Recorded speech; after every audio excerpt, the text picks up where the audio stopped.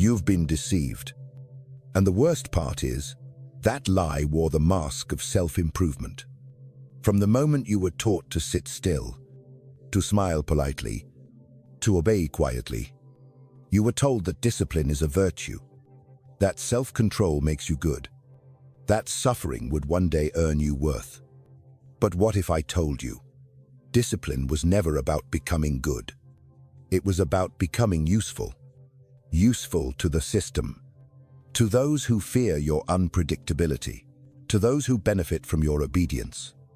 And somewhere along the way, you believed that being exhausted was noble, that silence was maturity, that self-denial was the path to greatness. But here's the truth. Discipline is not about 5 a.m. alarms, or ice baths, or vision boards full of empty affirmations. Discipline is blood. It is war. It is the daily assassination of your weaker self. And every time you hesitate, every time you choose comfort, that softness grows teeth, and one day it will devour you. Machiavelli never romanticized discipline. He watched rulers lose empires, not because they lacked armies, but because they lacked control over their lust, their fear, their vanity. He understood this power is not taken from you. It is surrendered, the very moment you let comfort win. So, if you're tired of waking up in a life that doesn't feel like yours, stay, because what you're about to learn is not motivational. It's surgical, and if you let it cut deep enough, it will rebuild you from the ashes. Look around you. People walk with straight spines but hollow eyes. They smile. They nod. They play their roles like trained actors on a dying stage. But if you stripped away the masks, what you'd find isn't laziness. It's collapse. Not of the body, but of the will. Because here's the truth. No one dares say. Most people don't fall when life gets hard. They fall long before that. They fall in the quiet, in the small decisions, in the moments no one sees, not standing up when the alarm rings, not saying no when they should, not choosing growth over comfort. These are not accidents. They are fractures in the fortress. Machiavelli understood. A nation doesn't crumble because of one enemy. It crumbles because its defenses were already rotting from within. The same is true for you. Your discipline is not tested in crisis.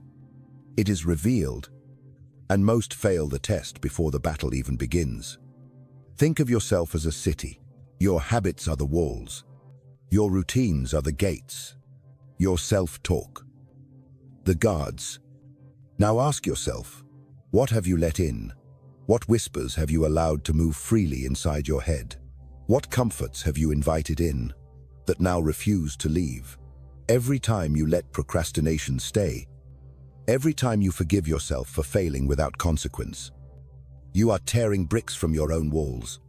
And when the world finally attacks, you will have no defense. This is how most men lose their battles. Not with a scream, but with a sigh.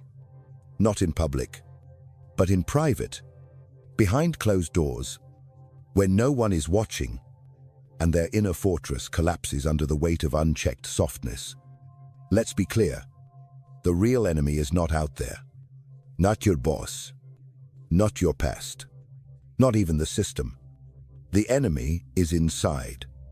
It's the version of you that bargains for comfort, that justifies excuses, that convinces you to delay the mission until tomorrow. And Machiavelli warned us, a prince who cannot govern himself will never govern others.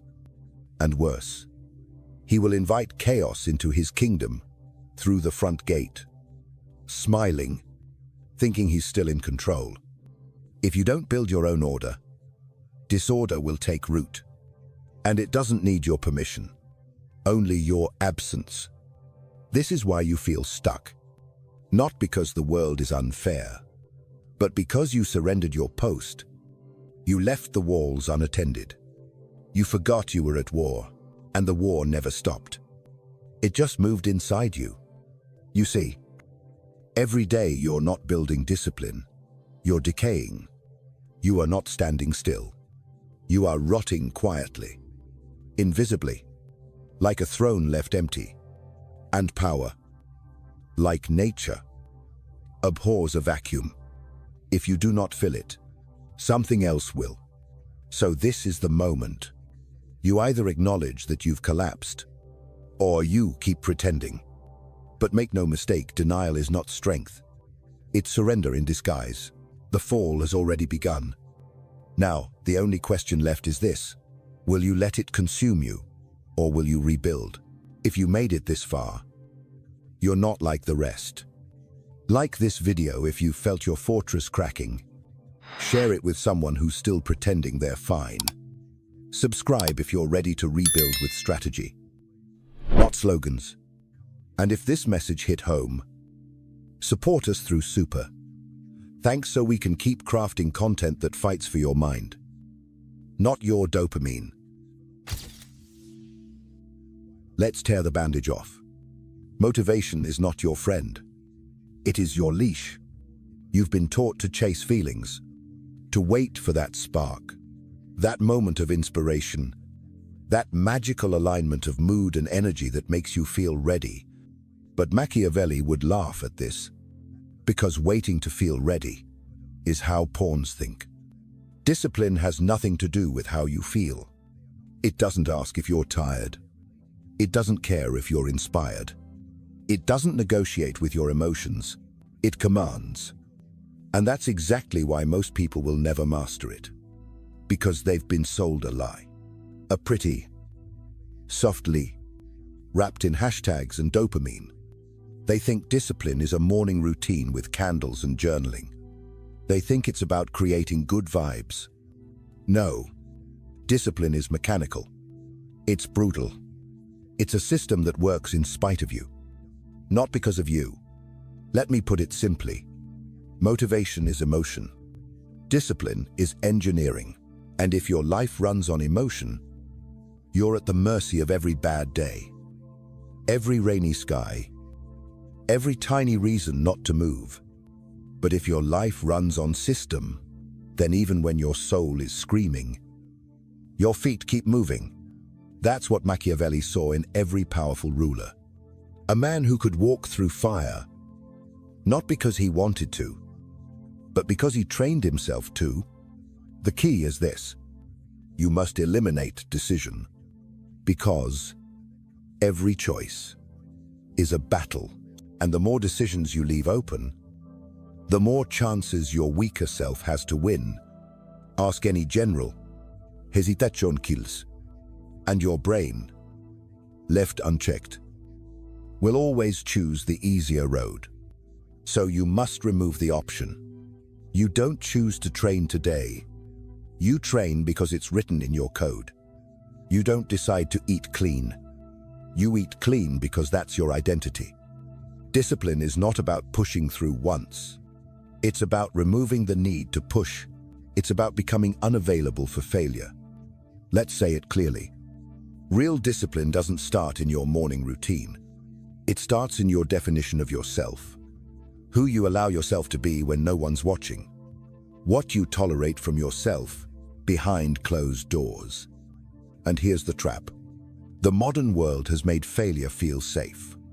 They've wrapped it in self-love. They tell you it's okay to skip today, that you're human, that you deserve rest. And while there's truth in rest, there is also poison in comfort. Because every time you break your word to yourself, every time you let it slide, you are training your brain to doubt you. And when things get hard, that doubt will eat you alive. Machiavelli believed rulers should never rely on fortune, because fortune is wild, chaotic, unreliable, just like motivation. Instead, he taught strategy, structure, a plan so ruthless and well-built that nothing can derail it. Not doubt, not exhaustion, not fear. This is the machinery of real discipline. It's not sexy, it's not viral, but it works. And you can build it. But first, you must kill the child inside you still waiting to feel ready. Still waiting for the mood to be right. Still waiting for someone to inspire them. No one's coming. There is no cavalry. There is no breakthrough moment. There is only this. You. And the next choice. And the next one. And the one after that. If you can master your behavior, regardless of how you feel, then you are free. But if you depend on motivation, you're already owned. Or collapse. You may not realize it, but every day you are under command. The only question is, whose command are you obeying? Your boss, your cravings, your fear, your childhood conditioning, or you? Because here's a brutal truth. If you don't rule yourself, you will be ruled by everything, by traffic, by emails, by the opinions of people who don't even know you, by moods that change with the weather, by addictions that started as coping, by desires that were never truly yours. This is not philosophy. This is reality. And Machiavelli saw it long before we did. He warned us that power, when not actively claimed, becomes a playground for chaos. A man who cannot govern himself invites disorder, like an open wound, invites infection, and the decay spreads quietly, not in fire but in silence, until one day you wake up and realize you are not in charge of your own life. You are a puppet to screens, to schedules, to habits you didn't choose, but now serve as if they were sacred. This is why people feel stuck, not because they lack opportunity, but because they lost authority over themselves. They became citizens in a kingdom they no longer control, a body that acts without consent, a mind that obeys every impulse, a life that moves without direction. Think of your mind as a state, your attention as territory, your actions as policies. Now look at your day. What laws are in place? What borders are protected? Who decides what gets built or burned when there is no ruler? The kingdom becomes unstable. Foreign forces invade. Internal factions riot. Chaos becomes king. Machiavelli understood this. He saw it in crumbling regimes, but he also saw it in individuals, in men who wore fine robes but couldn't resist a single temptation, in rulers who conquered nations but were slaves to their own rage, lust, or pride. He wrote not to teach morality, but to teach control, because without control, freedom is a joke. Without control, you are not living. You are reacting, endlessly, blindly, powerlessly. And here's the terrifying part. You can live your whole life like this, smiling, functioning, even succeeding on paper, and still be a slave, not to a tyrant, but to the undisciplined self you refuse to confront. This is not a call to perfection. This is a demand for sovereignty over your mind, your time, your energy, because if you do not claim your mind like a king claims land, you will lose it, like a soldier loses war, not because you were weak, but because you were passive, and passivity is just delayed defeat. So now you face a choice. Do you build a system that serves your will? Or do you continue to be a servant to systems that use you? Do you rise each day with authority? Or do you keep hitting snooze on your own life because you don't get both? You govern, or you obey. And if you don't choose, the world will choose for you. Imagine this: a city surrounded by thick stone walls, strategically designed, ruthlessly maintained. The gates are guarded, the weaknesses reinforced, the enemy kept out. Now imagine that same city, after years of neglect. The guards are lazy. The walls are cracked. The watchtowers are empty. And then, the flood comes. No warning, no mercy, and no defense. This is not just a metaphor. This is you, your mind, your discipline, your fortress, and the flood. That's life. Unpredictable, unforgiving, uninterested in how tired you are. Machiavelli wrote about this. He saw fortune not as a goddess, but as a violent river, unstable, unkind, and indifferent to your virtue. In The Prince, he says, fortune is like an impetuous river that floods the plains, destroys trees, sweeps away cities.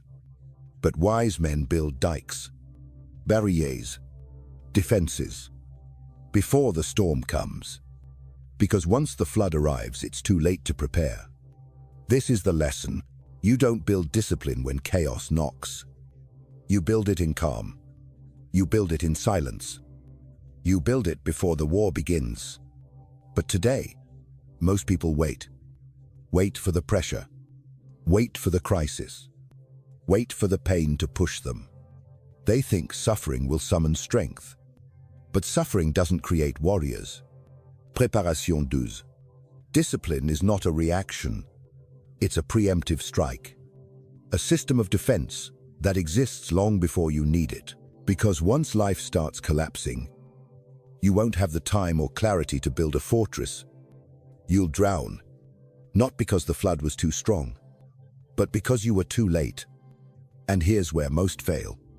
They confuse calm with safety. They think peace means permanence. But peace is temporary. And those who mistake calm for control die the moment the current shifts. So ask yourself, what flood are you pretending won't come? What cracks in your life are you ignoring? Because the sun is still shining, it only takes one bad day. One financial hit, one betrayal, one breakdown, to test the strength of your inner defenses. And if you've built nothing, nothing will stand. Machiavelli wasn't obsessed with control because he loved tyranny. He was obsessed with control because he had seen what chaos does to those who aren't ready. He watched empires drown because their leaders waited too long to prepare. And he knew, in the face of chaos, only one thing matters: structure, discipline, a mind so well fortified that no flood can break it. So here's your task. Build your walls now, not tomorrow, not when things get bad. Now, because you can't negotiate with the flood.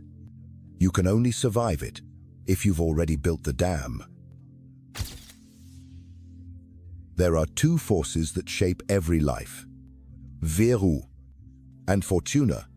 One is your weapon. The other is the storm. One is built. The other is blind. Veru is inner strength. It is discipline in motion.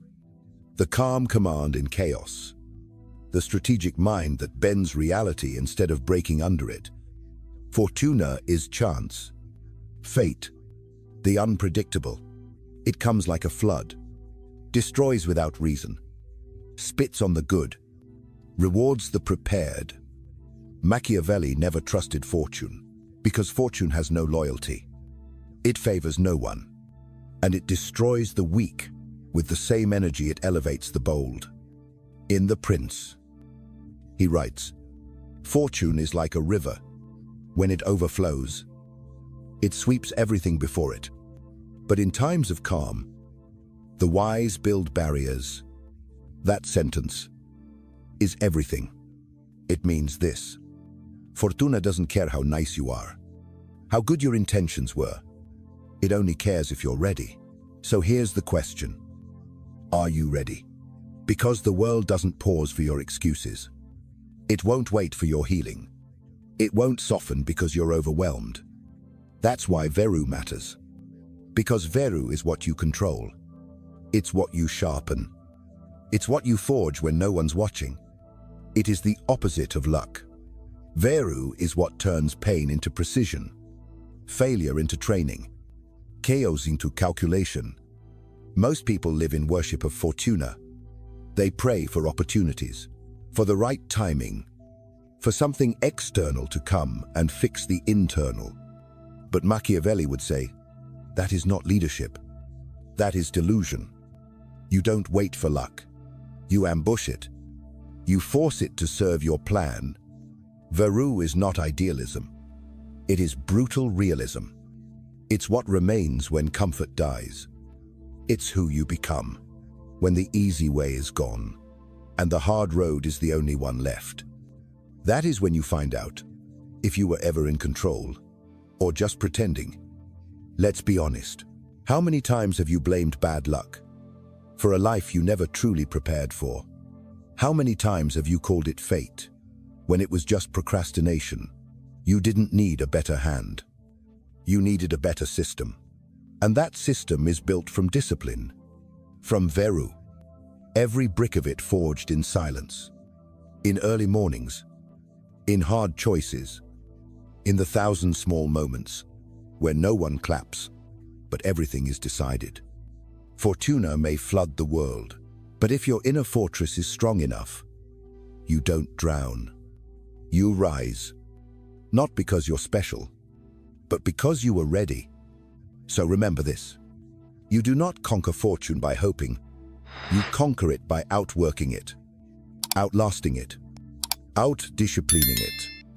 And when others drown in the flood, you will be the one still standing, because you did not pray for luck. You built your Veru. Let's get rid of the fluff. Discipline is not spiritual. It's not emotional. It's not some magical force that flows when you're aligned with the universe. Discipline is machinery. Cold, precise, unforgiving. And if you want to win, you must become the engineer of that machine, not the dreamer, not the poet, the builder. So where do you begin? Step 1. Kill the need to feel. You don't need to feel ready. You don't need to feel motivated. You need to act, and keep acting until action becomes identity. Because emotion is a luxury, and if you rely on it, you will be broke. In body, in mind, in life. Machiavelli didn't trust emotion. He studied rulers who made decisions based on feeling. They fell every time because feelings are chaos, unmeasured, unstable, and easily manipulated. The disciplined man doesn't ask, "Do I feel like it?" He only asks, "What's the mission?" And then he executes. Step 2. Eliminar décision.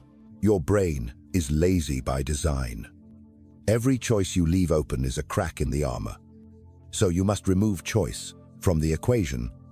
Create routines so fixed that your body moves. Before your mind has a chance to argue, wake at the same time, eat the same fuel, train at the same hour, work in set blocks. Because when your days are structured, discipline becomes momentum, and momentum removes resistance. It's not a cage, it's a track, built to remove friction. Step 3. Create pain for failure. Yes, pain. In war, failure has consequences. Death, loss, shame. But in modern life, failure is hugged, cushioned, excused. So your mind has no reason to fear it. That must change. You must assign a price to every broken commitment. Didn't train today, public shame. Money lost. Comfort removed. Why? Because without consequence, you are not training your discipline. You are training weakness. The brain learns through feedback. Reward for progress, pain for collapse. Modern society teaches only half the loop, and that's why people stay soft, forgiving, and forever stuck. Step 4. Build identity, not tasks. You don't go to the gym. You are the type who trains. You don't eat clean. You are someone who fuels performance. You don't meditate. You are a soldier of inner stillness. You must become what you want to sustain, because when discipline is identity, it doesn't wobble. It doesn't fluctuate. It runs on code, not on craving. And here's the final truth. This machine you're building, it's not for the good days. It's for the days when everything breaks. When you're tired, angry, alone, confused, because that's when everyone else stops. That's when chaos invades. That's when the undisciplined collapse. But you keep moving. Not because you feel strong, but because your machine doesn't care how you feel. It only knows one thing: forward. Every army has a general, and every general inspects his troops before the war begins. He checks the weapons, the morale, the walls, the chain of command, because he knows, once the battle starts, it's too late to fix a broken sword. Your mind is no different. Your discipline is an army, and if you don't inspect it ruthlessly, it will betray you quietly. Most people wait until they collapse to wonder what went wrong. But by then, the cracks have already grown roots. They've already rotted the foundation. Self-discipline require self-surveillance. Not sometimes, daily. You must become your own warden, your own shadow, your own secret police. Every morning, before the world gets loud, ask yourself, where am I slipping? Where did comfort win yesterday? What behavior did I excuse that I would punish in others? Do not look away. Do not lie. Because the man who lies to himself has already lost. Machiavelli said, the prince must know what happens in his kingdom, especially in the dark corners, because revolts don't begin in sunlight, they begin in shadows. So does weakness. It begins small. A skipped workout, a broken promise, a delayed task, a second helping, a third excuse. And then one day, that small crack becomes a collapse. And you wonder how it happened. It happened when you stopped watching. You must make self-observation a ritual, like brushing your teeth, like locking the door at night. Because if you don't inspect yourself, you cannot improve. And what does not improve eventually decays. So here is your command.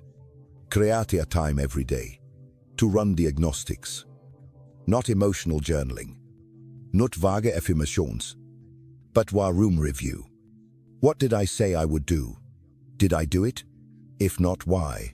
Was it fatigue, fear, distraction, weakness? And most importantly, what will I do today to kill that weakness? Because that's the goal, not to forgive it, but to kill it mercilessly, consistently, strategically.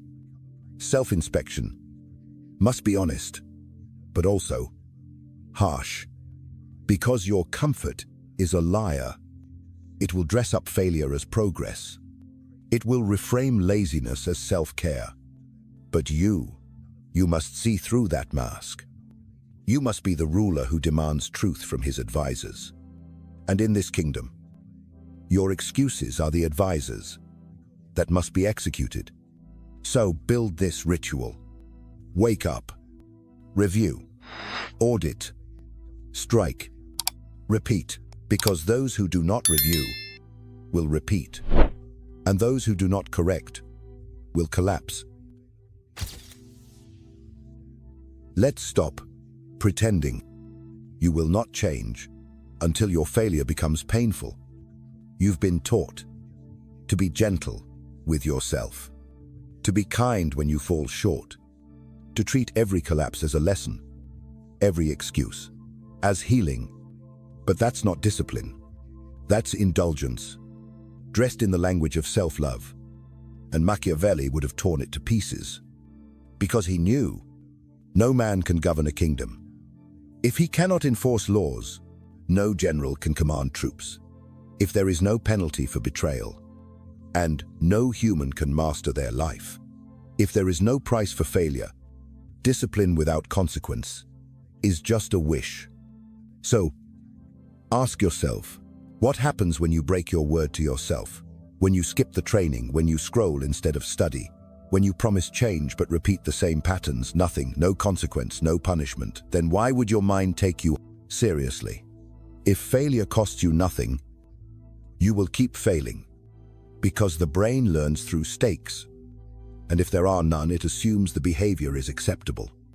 You must create punishment, and you must feel it.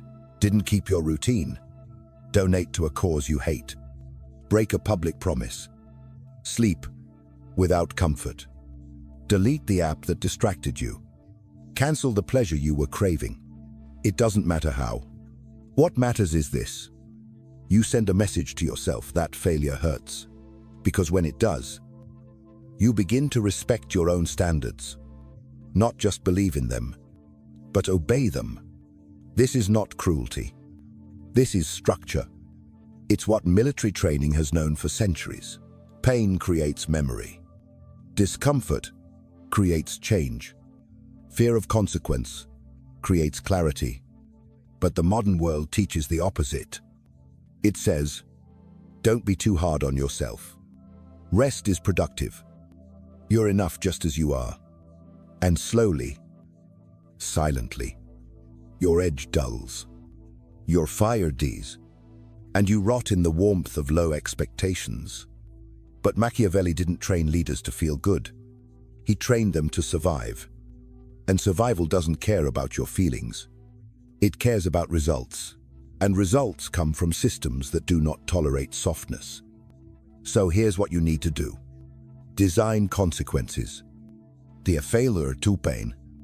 And do it before the failure happens. Because if you wait until you feel like enforcing discipline, you won't. That's the whole point.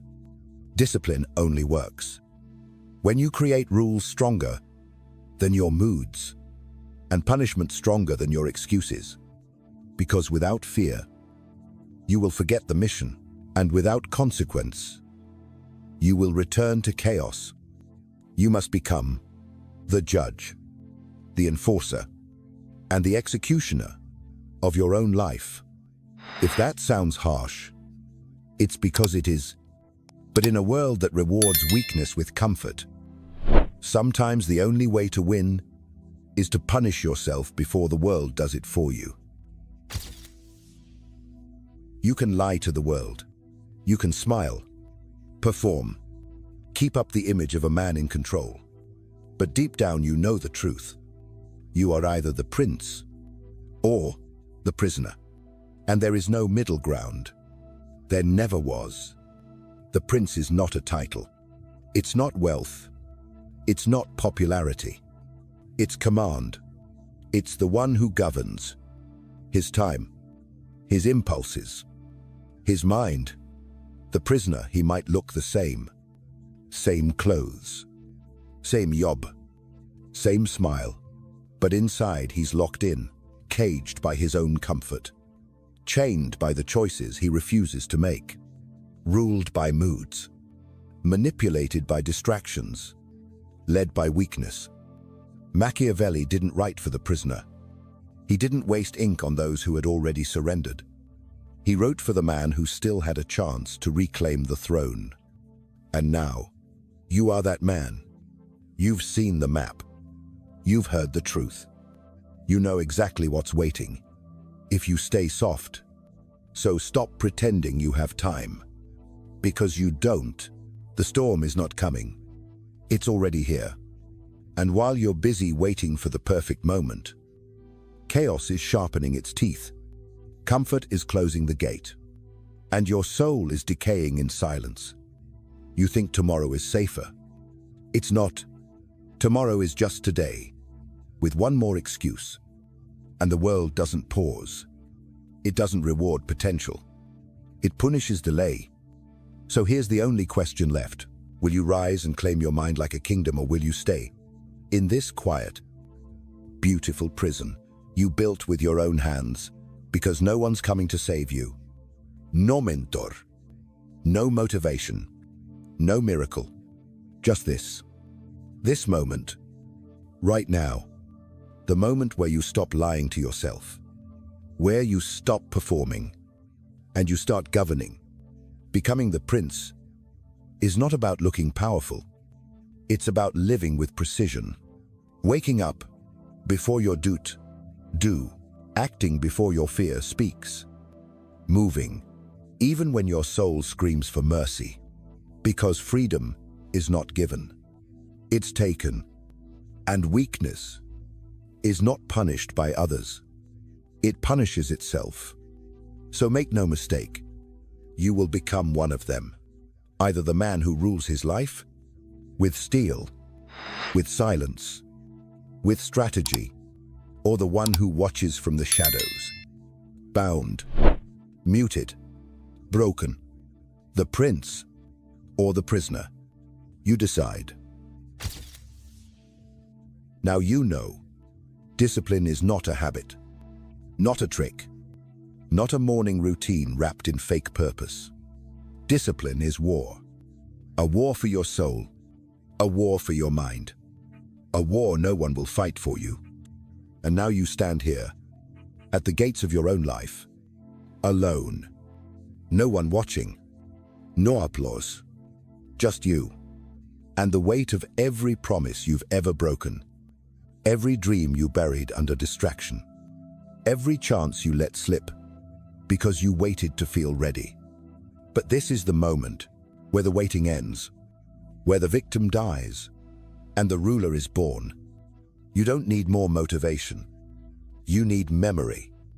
Memory of who you were when you were soft, of how it felt to surrender, to beg life for a chance instead of taking it. So burn that memory into your mind. Let it scar and build your discipline not from inspiration, but from rage, from regret, from the hunger to never crawl again. Write it down. Say it aloud. Etch it in your bloodstream if you have to. 3 words. I choose sovereignty, not comfort. Not delay, not excuses. Sovereignty. Over my time, over my emotions, over my fate. That is the oath. That is the weapon. That is the crown. You were not born to be ruled. You were born to rise, to build a fortress inside you, so impenetrable that not even your former self could break in.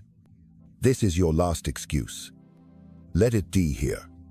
Because if you don't take command of your life now, someone else will, and they will not give it back.